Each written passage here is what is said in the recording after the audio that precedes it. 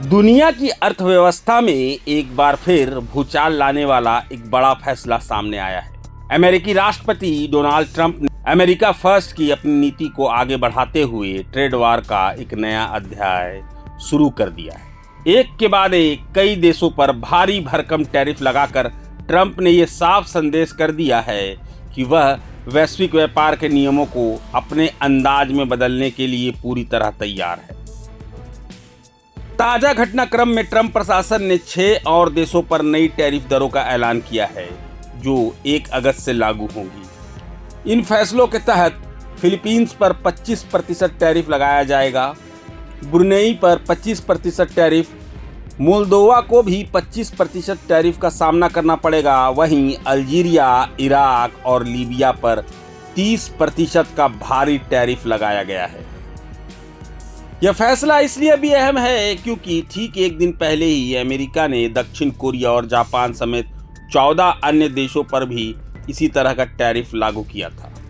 यानी महज 48 घंटे के अंदर 20 देशों को अमेरिकी टैरिफ का सामना करना पड़ रहा है।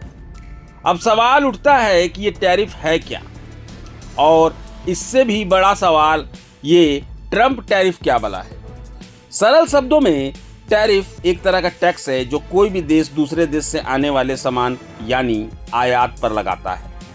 इसका मुख्य उद्देश्य विदेशी सामान को महंगा करना होता है ताकि लोग अपने ही देश में बने सामान को खरीदें।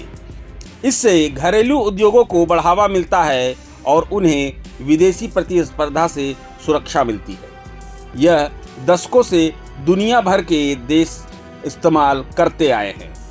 तो फिर ट्रंप टैरिफ अलग कैसे है? ट्रंप टैरिफ सिर्फ एक आर्थिक नीति नहीं बल्कि एक राजनीतिक हथियार है। इसकी कुछ खास बातें।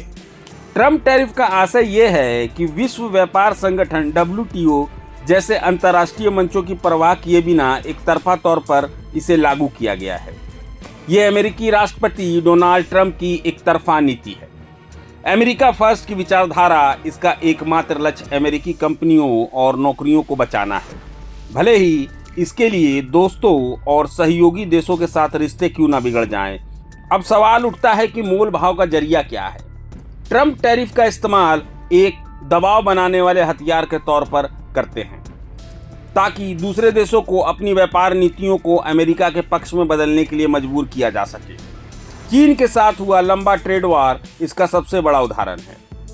ये टैरिफ किसी एक प्रोडक्ट पर नहीं बल्कि कई बार स्टील और एल्यूमिनियम जैसे पूरे सेक्टर या पूरे देश पर एक साथ लगा दिए जाते हैं, जिससे वैश्विक सप्लाई चेन पर गहरा असर पड़ता है।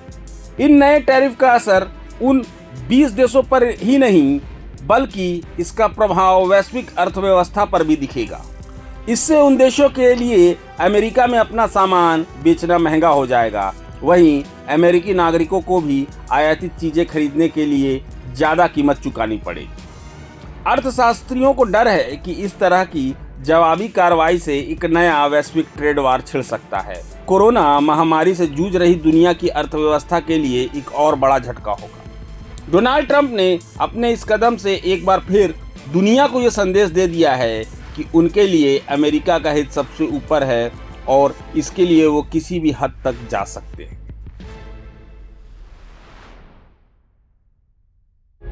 प्रभातखबर.com, विश्वास वही, रफ्तार नहीं।